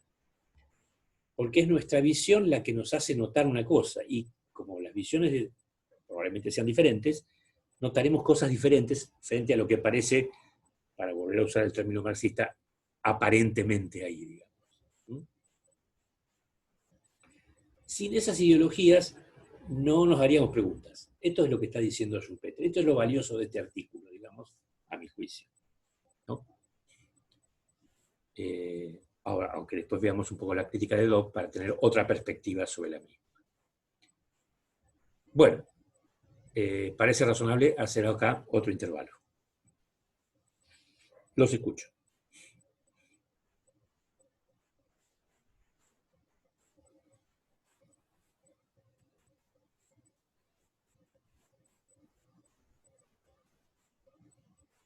¿Siguen ahí? Sí, sí. Sí. No. Bueno. Por mi parte, ninguna consulta. Digamos, ¿se entendió lo que Schumpeter intenta probar en este artículo? Sí, está más que claro. Digamos, aparentemente los argumentos que expone son aparentemente sólidos, digamos. Bastante. Ahora, él hace una cosa que yo aclaré, que una sección del texto la excluí de la presentación. Para poner a prueba su hipótesis de este artículo, él elabora, en un apartado, analiza lo que se llama los elementos ideológicos en tres autores. En Smith, en Marx y en Keynes. Ahora, ¿qué es lo que encuentra Schumpeter? No casualmente encuentra que en los tres autores hay elementos ideológicos y los describe. Pero no casualmente, digamos, en Smith son inocuos, en Keynes no son tan inocuos, pero no perjudican el análisis, pero en Marx, sí. Digamos, en Marx los elementos ideológicos condicionan el resto del análisis. A mí esa conclusión, digamos, siempre me hizo mucho ruido, digamos, porque no me parece inocente, digamos, ¿no? Porque, bueno, si este artículo lo hubiera escrito un marxista, obviamente lo hubiera escrito de forma totalmente diferente y hubiera sacado otras conclusiones, digamos, ¿sí? Tal vez las conclusiones opuestas a las que Schumpeter cree encontrar en esa parte de este artículo. Igual es muy interesante ver, digamos, cómo estrictamente, según su esquema, digamos, se ciñe al analizar esos elementos, ¿no? Que bueno, eso es tarea para el hogar, digamos, lo tendrán que hacer ustedes.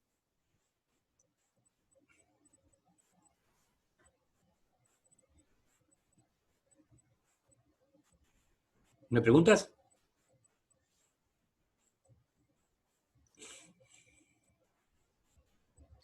Sí, yo tengo una. Adelante, Luciano. Respecto a la crítica que hace de Keynes, que usted la considera inocua, ¿por qué vendría a ser? Por ejemplo, en su análisis de eutanasia. Schumpeter la considera inocua. Ah, sí, Schumpeter. Sí. Porque, por ejemplo, en su análisis de la eutanasia del rentista, ahí tiene una, digamos, una cuestión ideológica, no sé si cercana a Marx, porque no lo dicen en su texto, pero casi similar, por decirlo así. Sí, y no solo en esa parte. Digamos, empecemos por el principio. Marx, las crisis en Marx son crisis de sobreproducción. Las crisis en Keynes son crisis de insuficiencia de la demanda agregada. ¿No? O de la demanda efectiva. Bueno, están viendo digamos, están viendo dos caras de la misma moneda. En un caso hay exceso de oferta, en el otro caso hay insuficiencia, No, en los dos casos hay exceso de oferta. En la sobreproducción o en la insuficiencia de la demanda efectiva, pero a la vez de distintas perspectivas.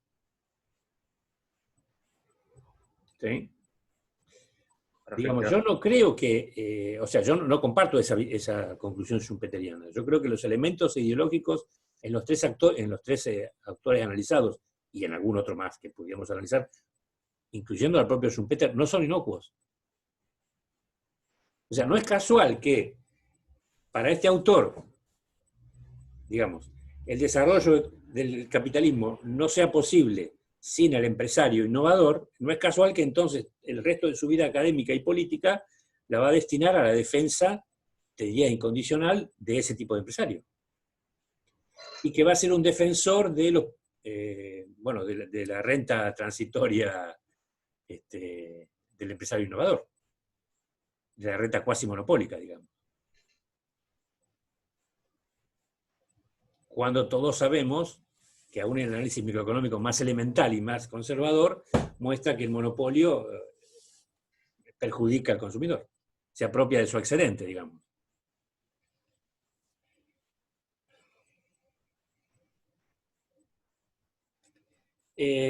Hay creo que Joan Robinson fue la primera en señalar, el mismo año que Sweezy publica Teoría del Desarrollo Capitalista, en 1842, en 1942, Robinson hace un análisis de, no recuerdo el texto del libro, digamos, estudia Marx, ¿no? Joan Robinson, que venía de más ortodoxia, había publicado en 1973 Teoría de la Competencia Imperfecta. Y encuentra paralelismos entre ambos autores. ¿Sí? Este es uno, por ejemplo. Ahora, Keynes afirmaba públicamente que nunca lo había leído a Marx, lo cual probablemente sea cierto, digamos, pero claramente era antimarxista y antisoviético, ¿no? De hecho, estuvo en Rusia y dejó, bueno, un texto donde no le gusta nada lo que vio en la Rusia soviética de 1925. Pero bueno, me parece que me fui de tema. Sí, hay varios paralelismos. Yo siempre me pregunté si Keynes los había notado. Yo calculo que sí. Pero es simplemente una hipótesis. ¿Está bien, Luciano? Sí, perfecto.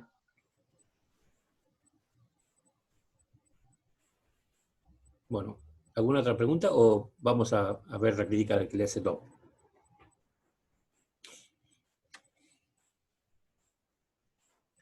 Bueno, tomaré eso como un sí.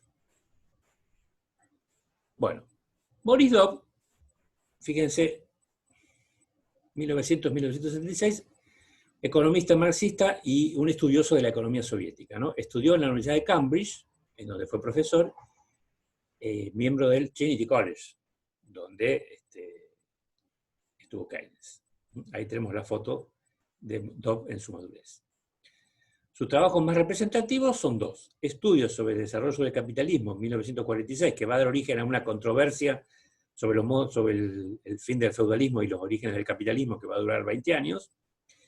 y teorías del valor y la distribución. Ahora voy a mostrar la cara del libro, texto en el cual nos inspiraremos para ver esa crítica a Schumpeter. Durante 10 años formó parte del influyente grupo de historiadores marxistas británicos en el cual estaba Christopher Hill y Eric Hobsbawm. ¿Y por qué duró 10 años el grupo? Bueno, porque en 1956, con la invasión soviética a Hungría, el grupo se disgregó. ¿No? Porque, digamos, era un grupo de intelectuales que formaban parte del Partido Comunista Británico, y en el 56 unos cuantos se retiraron. Bueno, el grupo se partió. Dobbs siguió siendo miembro del Partido Comunista hasta el fin de sus días. Y siguió enseñando en Cambridge hasta el fin de, bueno, tal vez no hasta el fin de sus días, pero muchos años. Consideraba que el cúmulo de teorías en las que reposa el capitalismo son abstractas y que son de difícil aplicación. Señalaba que el capitalismo tiende a ignorar los factores históricos relativos, es decir, como la variedad y la complejidad de los acontecimientos históricos, y a negar toda validez a las divisiones entre épocas históricas. Digamos, el análisis neoclásico se presenta así como atemporal, digamos, se presenta a sí mismo. Este es el libro, el segundo libro más importante de Maurice Dobb, Teorías del valor y de la distribución desde Adam Smith, así se llama en la versión española. Fíjense el subtítulo, Ideología y Teoría Económica. Por eso está acá. Esta es la cuarta edición. Estudió en Cambridge entre el 19 y el 22, Keynes ya era profesor, así que probablemente lo tuvo de profesor, y luego completó su formación hasta 1924 en la London School of Economics. Su tesis de doctorado fue dirigida por Edwin Cannan, que en ese momento era uno de los economistas más prestigiosos de Inglaterra. Y es Edwin Cannan es el que estableció la versión definitiva de La riqueza de las naciones, por ejemplo.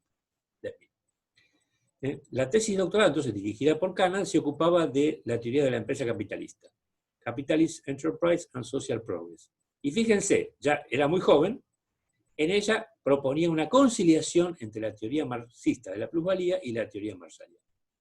Me imagino que es imposible, pero no, que yo sepa, no se editó esa tesis. Fue lecture en la Facultad de Economía de Cambridge hasta 1924 y desde entonces estuvo vinculado a esa universidad como lecture y fellow toda su vida académica. Son cargos de docentes, este sería un cargo intermedio y este sería una especie de profesor adjunto. Paul Sweezy, otro destacado marxista norteamericano, dijo sobre él en 1980, Dobb es un fenómeno único, un marxista que al mismo tiempo es un producto genuino de la escuela de Cambridge. Si alguien me replica que ambos extremos son contradictorios, no podría más que estar de acuerdo, pero como sabe muy bien todo marxista, las contradicciones que existen en la realidad y no solo en la mente, y Dobb es un ejemplo vivo de ello. Dos comentarios respecto de la observación de Sweezy. Digamos, más contradictorio que Engels, o más contradictorio que Dobb fue Engels, que durante 20 y pico de años llevó una doble vida.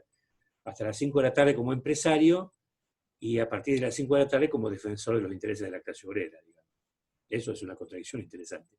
Y de la actividad como empresario, o gerente de empresa, si ustedes quieren, sacaba los fondos para mantener a Marx.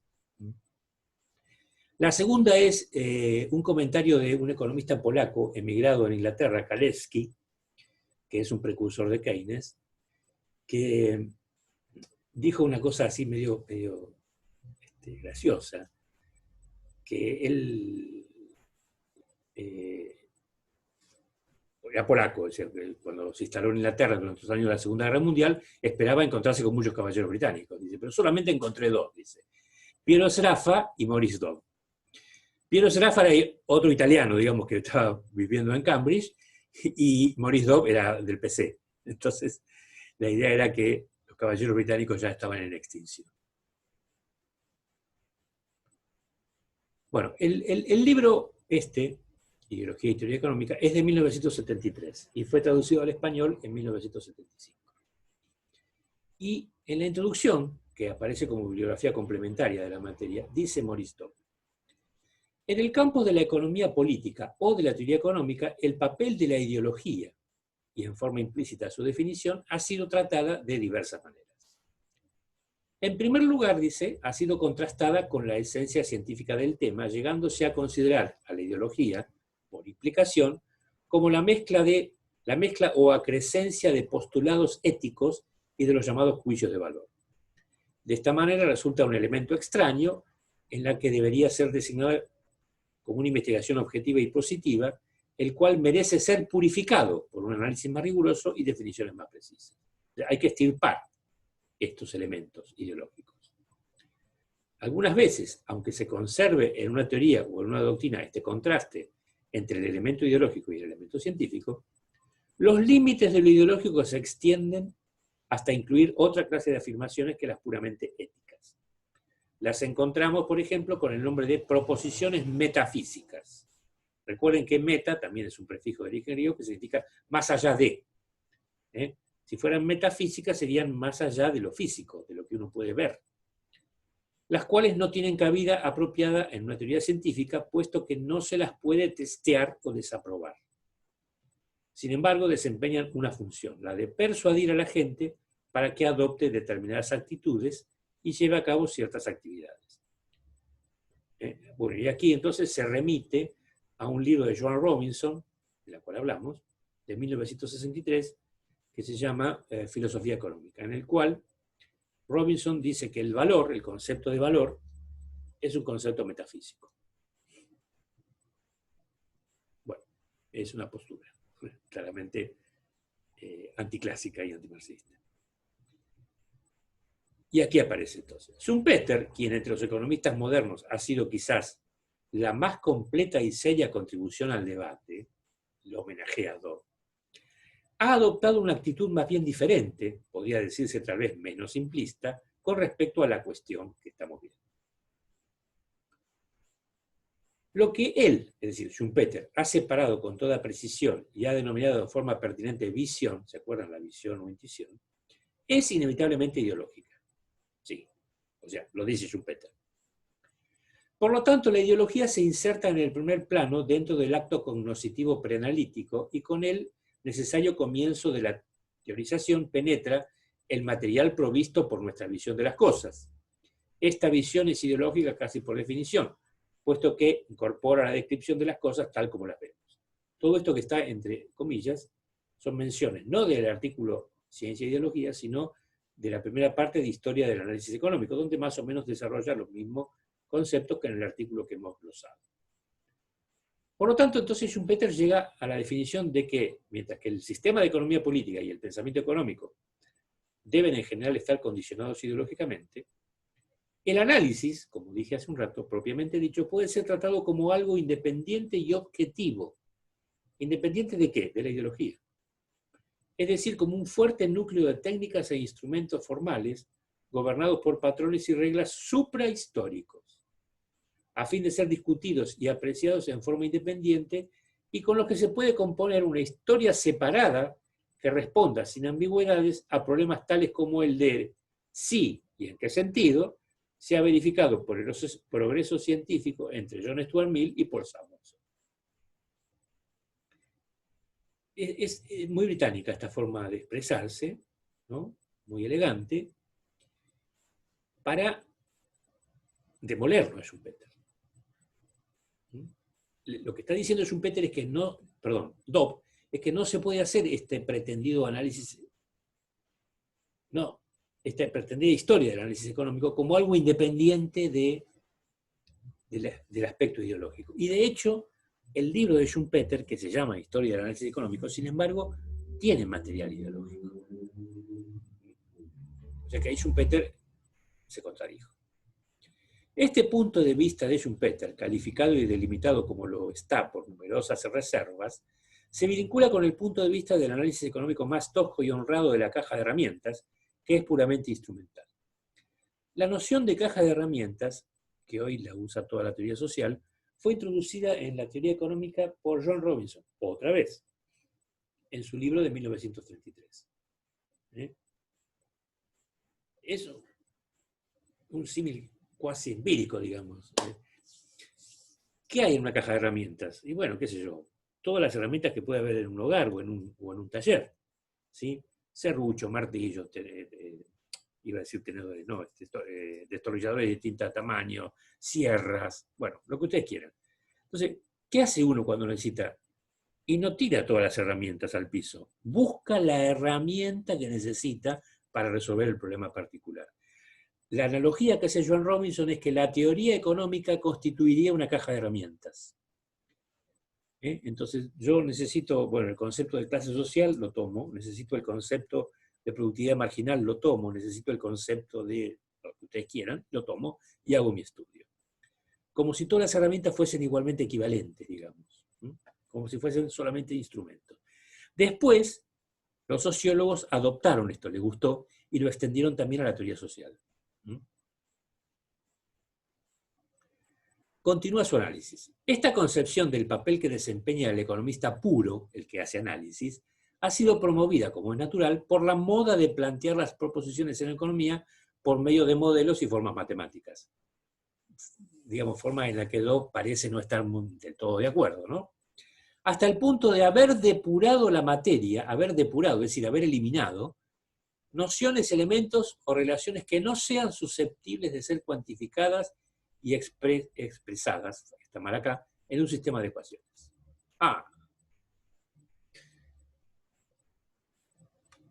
Está bien, la moderna econometría ha encontrado la forma de incorporar algunas variables cualitativas, digamos, ¿no? Variables binarias, dummy, todo ese tipo de cosas. Está bien, puede ser. Pero en los 70 esto era así.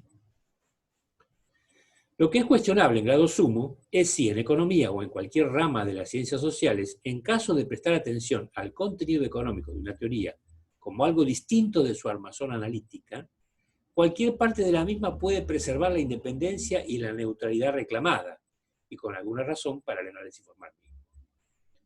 Este punto es importante. Lo que es cuestionable, esta es la posición de Dobb, es si es posible esa postura separabilista, diríamos, ¿no? Si es posible prestar atención al contenido económico de una teoría como algo distinto de su armazón analítica, es decir, del sistema de ecuaciones. Dicho contenido debe consistir en algún tipo de afirmación respecto de la forma y funcionamiento del proceso económico real, no obstante lo particularizada o generalizada que pretenda hacer la afirmación. Así debe ser con toda seguridad, a menos que se haga referencia a alguna tierra enteramente imaginaria. Inventamos un país como hizo Barras en su libro, Elementos de Economía Política Pura.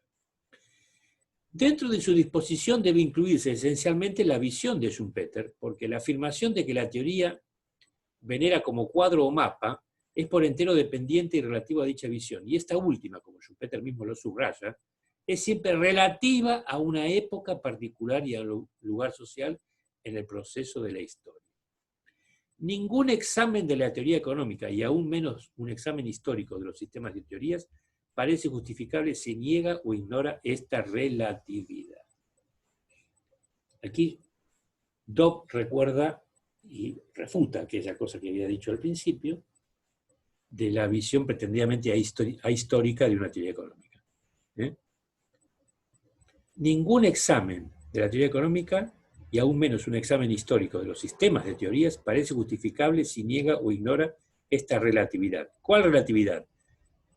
El hecho de que esa teoría es relativa a una época particular y a un lugar social en el proceso de la historia. ¿Qué sé yo? La teoría de la renta diferencial ricardiana surge en un contexto de crecimiento demográfico donde hay proteccionismo económico y por lo tanto no se puede importar alimentos, y obviamente como las mejores tierras ya están explotadas, las tierras que deben ser explotadas son necesariamente de menor calidad. ¿Sí? Va a haber un economista norteamericano que en los años 40, de la década del siglo XIX, cuestione severamente la universalidad de esa afirmación ricardiana, porque está pensando en Estados Unidos, donde la tierra parece ser ilimitada, digamos, en ese momento, cuando Estados Unidos está en plena expansión, ¿no?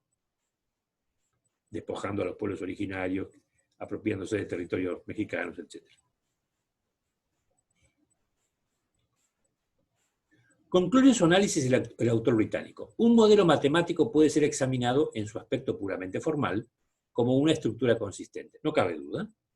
Al mismo tiempo, es decir, como que teoría económica, su misma estructura es relevante para la afirmación que está haciendo de la realidad, es decir, relevante para su poder diagnóstico.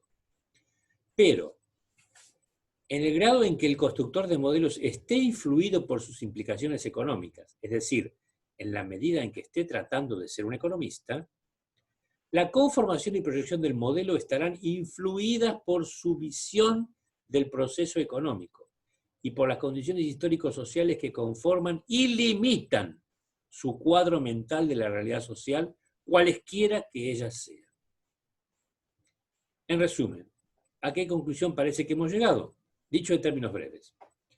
Parece ser, fíjense qué prudente que es Dobb, que la distinción que Schumpeter trataba de hacer entre la economía como análisis puro y la economía como visión del proceso económico, dentro del cual entran el sesgo y la coloración ideológica, es decir, en la visión, no puede ser sustentada, dice Dobb, a menos que el primero, es decir, el análisis, quede restringido al marco formal simplemente de afirmaciones económicas, y no a la teoría económica como proposición sustancial respecto de las relaciones reales de la sociedad económica. Ello es así porque dentro de la formulación de la última y dentro del mismo acto que juzga su grado de realismo, no puede dejar de entrar la intuición histórica, la perspectiva y la visión social. Por esta razón, dice Dobb, es posible caracterizar y clasificar a las teorías económicas, aún a las más abstractas, de acuerdo a la manera, o con la manera como describen la estructura y las raíces de la sociedad económica, y concordante con el significado de haberlas descrito así para el juicio de la historia y la práctica social contemporáneas a la sociedad que se está analizando. Bueno.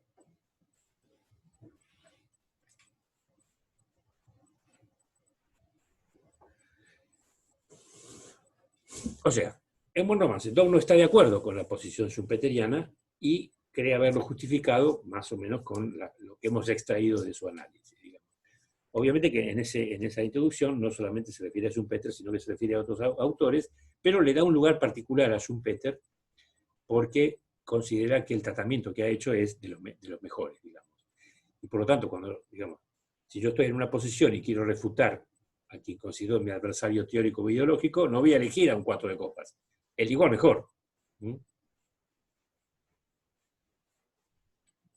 Entonces, estos dos últimos puntos, me parece a mí, resumen de alguna manera la visión de Dobb de la teoría como una construcción histórica, digamos, como dice el primer punto de la unidad 1 del programa de esta materia. Bueno, antes de terminar, entonces vamos a ver dos definiciones posibles de ciencia e ideología. La ciencia es un conjunto de conocimientos racionalmente coherentes, verificables y refutables. Y refutables, no irrefutables con I latina y R, sino I, refutables, es decir, que pueden ser refutados, que intentan describir las leyes de la naturaleza y del pensamiento, así como las estructuras y procesos de la organización cultural y social. La idea de la ciencia encierra casi siempre alguna perspectiva filosófica particular. Los caracteres mínimos de la ciencia son la objetividad, la racionalidad, la verificabilidad, la historicidad y obviamente la refutabilidad, al menos de la perspectiva del falsacionismo. Sobre cada uno de estos aspectos puede surgir una controversia epistemológica o filosófica. La ciencia constituye un sistema de proposiciones y de métodos. La ciencia fue en la antigüedad un saber especulativo mezclado con creencias y mitos. En los tiempos modernos, desde la revolución científica del siglo XVII, Bacon, comenzó a destacarse el saber científico, comenzó a separarse, ¿no?, el saber científico del saber filosófico y teológico. ¿Sí? Está extraído de un diccionario de ciencias políticas y sociales que figura en la bibliografía. Y ideología, aquí le atribuyen el origen de la palabra a 1796, ¿no?, a esta memoria que él escribe fundamentando la creación de ese instituto de enseñanza. Y en el sentido de estudio sistemático de las ideas de los hombres. Una concepción sociológica contemporánea, en la que estarían de acuerdo los fundadores de la sociología, digamos, Durkheim, Pareto, Weber y Mannheim, conjunto de representaciones, valores, pensamientos que surgen de la vida social y la integran de manera esencial. O sea que en esta definición sociológica aparecen elementos no reales, digamos. Representaciones, valores, pensamientos que surgen en la vida social, pero que la integran de manera esencial. Ahora, Mannheim, un sociólogo húngaro antinazi que se refugió en Inglaterra, tiene una acepción que es tal vez más abarcativa. Dice, concepciones globales que impregnan todas las creaciones culturales, desde las artes hasta las costumbres e incluyendo el ritmo de la vida, los gestos expresivos y el porte. O sea, hasta la forma de caminar, según esta definición de Mannheim, de una sociedad o de un pueblo, es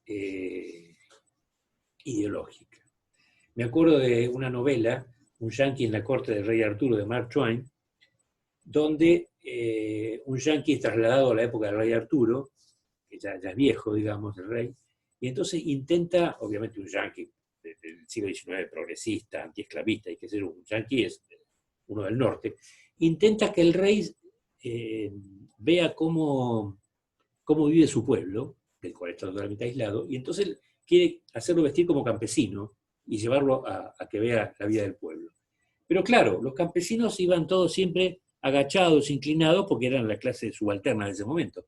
Y no hay caso con el rey. El rey es el rey y no puede hacerlo que no camine erguido, digamos. Así que ahí esa anécdota, no sé si Mannheim la conocía o no, que es literaria, digamos, muestra tal vez la importancia de esa actitud, ¿no? Que también él calificaría de ideológica. O sea que, entonces, no solamente la ideología abarcaría esas representaciones y pensamientos, sino también la forma artística de expresarse, las costumbres, los tabúes de una sociedad, etc. Bueno, ahora sí, último intervalo. Los escucho.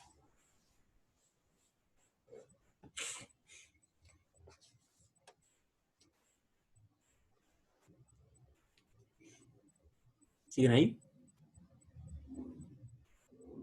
Sí. Los agoté, ¿no? Qué tema aburrido, realmente una cosa muy aburrida.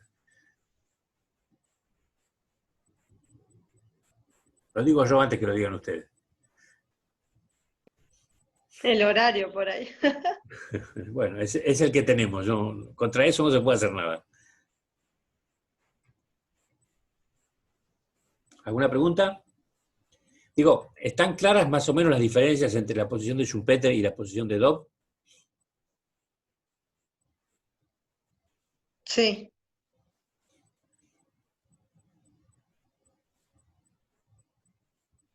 ¿El resto?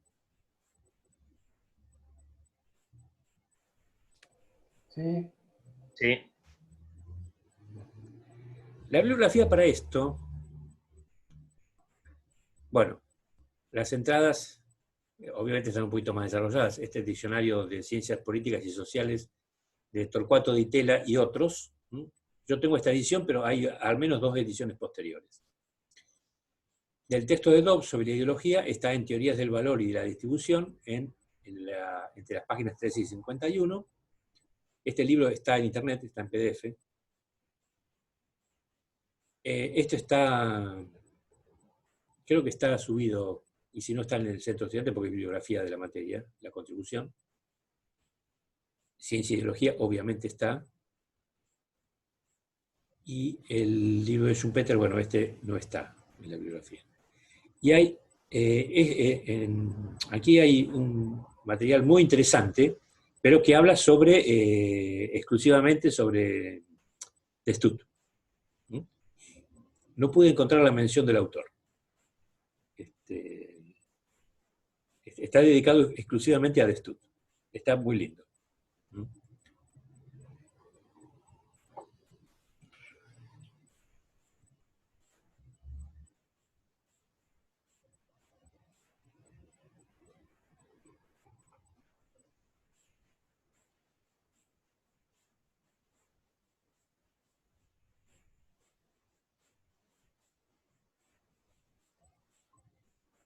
Bueno, tengo que dejar de compartir pantalla.